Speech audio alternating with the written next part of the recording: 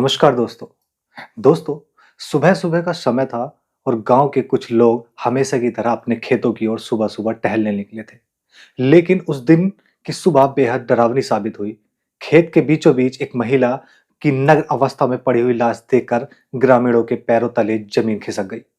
उन्होंने बिना देर किए तुरंत पुलिस को सूचना दी। कुछ ही देर में पुलिस और फोरेंसिक टीम मौके पर पहुंचती है और शव को पहचानने की शुरुआत कर देती है। जांच में पता चला कि मृतक महिला महोबा जिले की 30 वर्षीय करण देवी थी। और अब सवाल था, कौन थी करण देवी? उसकी लाश खेत में नग्न अवस्था में कैसे पहुंची और इसके पीछे कौन सा खौफनाक सच छिपा हुआ था?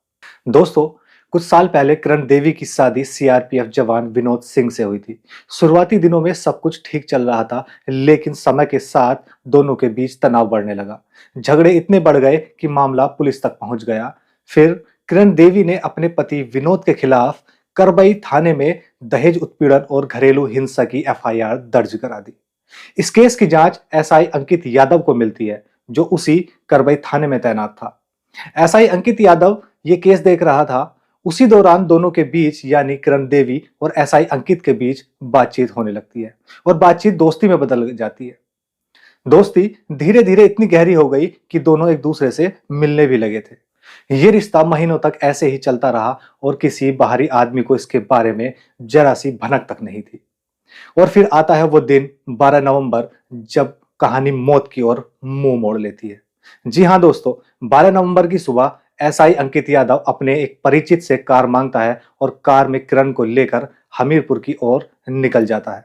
कुछ देर बाद दोनों मोदाहा इलाके में रुकते हैं और वहीं किसी बात को लेकर दोनों के बीच तीखा विवाद शुरू हो जाता है। विवाद इतना बढ़ जाता है कि बात हाथापाई तक पहुंच जाती है।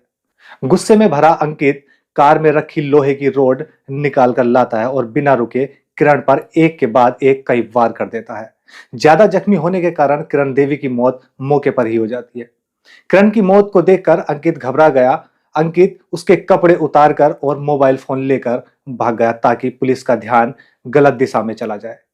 अब पुलिस के सामने सबसे बड़ी चुनौती थी और कोई सुराग भी नहीं था। जब पुलिस को शव मिला तो उन्हें शुरुआत में कोई स्पष्ट सुराग नहीं मिला, लेकिन फिर मृतिका के भाई विजय कुमार से जब पूछताछ हुई तो उसने बताया कि किरण कुछ समय से तनाव में थी और भविष्य को लेकर परेशान रहती थी। और उसने हाल ही में विवेचना अधिकारी एसआई अंकित यादव से बात होने का जिक्र भी किया था। बस यहीं से केस की करवट बदल गई और पूरी सच्चाई सामने आ गई। पुलिस ने तुरंत जांच का फोकस टेक्निकल डेटा पर शिफ्ट कर दिया। दोनों की कॉल डिटेल्स, दोनों के फोन की अंतिम लोकेशन, अंकित यादव का मोबाइल डेटा और कार की मूवमेंट देखी गई। इन सब तकनीकी साक्ष्यों ने केस की दिशा साफ कर दी। हमीरपुर पुलिस ने महोबा पुलिस की मदद से एसआई अंकित यादव को हिरासत में ले लिया और पूछताछ में उसने अपना अपराध भी कबूल कर लिया।